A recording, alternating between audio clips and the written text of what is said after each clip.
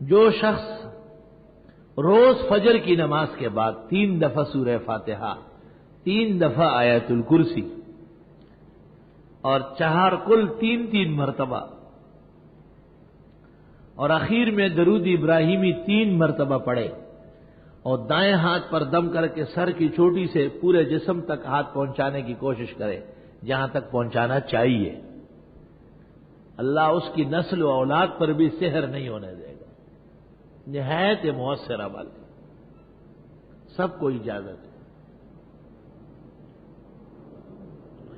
آج کل لوگ مرض میں مبتلا ہے، ہر شخص کہے گا اثرات ہے، اثرات ہے۔ وہ آپ جو داڑھی منڈاتے ہیں اس سے برا اثر ہو سکتا ہے، آپ جو نماز نہیں پڑھتے اس سے ناکارہ اثر ہو سکتا ہے، اس کا احساس نہیں ہے۔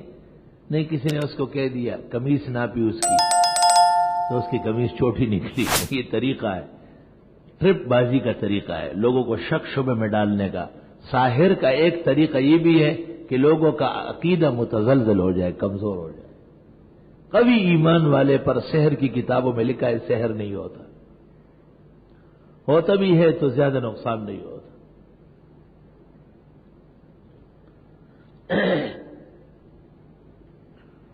مولانا مفتی کفایت اللہ، مولانا احمد سعید، یہ سب بڑے حضرات ایک مناظرہ میں شریک تھے۔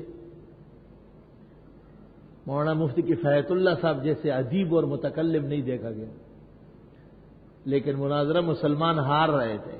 مولانا خلیل احمد صاحب بخاری شریف پڑھا رہے تھے مظاہر العلوم میں، ان کو کہا گیا کہ مسلمان ہار رہے، انہوں نے کہا اللہ نہ کرے، کیوں؟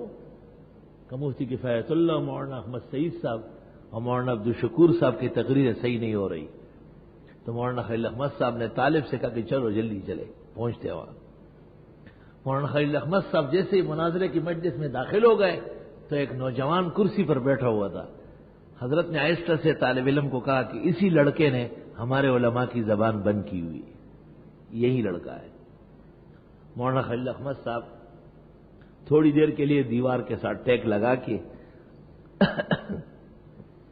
اور انہوں نے اپنا عمل کیا، بس یہ عمل کا مکمل ہوتے ہی وہ لڑکا کرسی سے نیچے گر گیا اور چیختا ہوا باہر بھاگا، علماء کی زبان کھل گئی اور تقریر ہو گئی، وہ مناظرہ مسلمان جیت گیا، ہارا ہوا مناظرہ بحال ہو گیا۔ اس کا مطلب یہ ہے کہ اہل باطل کے ہاں بعض اعمال ایسے ہیں جن سے اہل حق کو نقصان پہنچاتے ہیں۔ ہم یہاں کراچی سے نکالے گئے تھے اور گارو ریسٹ ہاؤس میں تھے، روافظ کے خلاف کام کرنے کی وجہ سے، روافظ بھی ساتھ تھے، تو وہاں بحثیں ہوتی تھی ہماری۔ تو ان کے ہاں ایک عمل ہے، اس کو میسمرزم کہتے ہیں۔ کچھ دنوں بعد مجھے ایسا محسوس ہوتا تھا جیسے چٹائی میں لپیٹا جا رہا ہوں۔ میں نے استاد محترم مولانا مفتی احمد الرحمان کو کہا، جو کامل و اکمل ولی تھے، حضرت نے توجہ فرمائی اور فرمایا ان روافظ نے کوئی عمل کیا ہے، اس کا نقصان ہو رہا ہے۔ تو اہل حق کو وقتی تکلیف ہو سکتی ہے لیکن دیر پا تکلیف نہیں ہوگی انشاءاللہ۔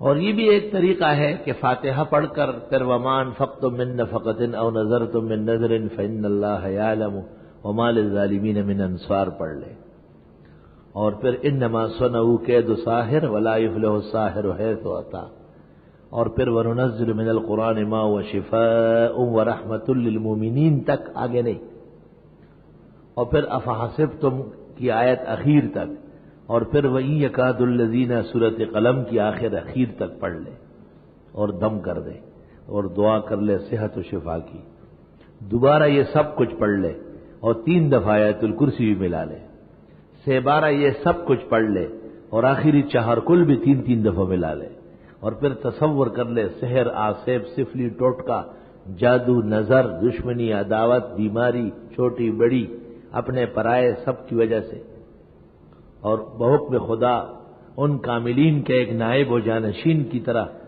اس کو توڑنے کا، اور بعض اوقات چھرا لے کر کے بھی اس کوئی چیز کاٹ دے، اس وقت بحکم خدا سحر، جادو، ٹوٹکا، کرتب سب ختم ہو جائے۔ اور تیسرا طریقہ یہ ہے کہ سفید مرغا عصر کے بعد ذبح کر لے اور اس کے خون سے قلم یا تنکے سے صاف کاغذ پر 3 دفعہ لکھے جادو بر گردن جادوگراں، جادو بر گردن جادوگراں، جادو بر گردن جادوگراں. اور جس شخص کو سحر کا اندیشہ ہو اس کو خالی کمرے میں سلا دے اور یہ کاغذ چھت کے ساتھ لگا لے اور وہ اس کو دیکھتا رہے اور اسی دوران سو جائے. اس کو اپنا دشمن، سحر، ساحر، جادوگر سب معلوم ہو جائے گا. علاج اور شفا کا طریقہ بھی تعلیم ہو جائے گا.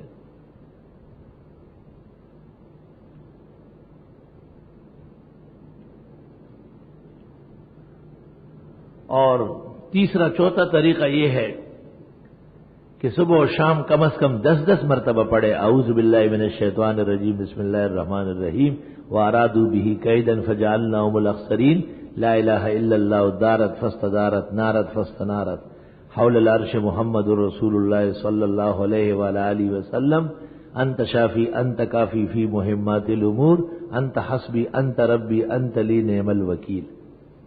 صبح و شام 10 مرتبہ پڑھ لے، سحر، آسیب، سفلی، ٹوٹکا، جادو، نظر سب سے نجات مل جائے گی.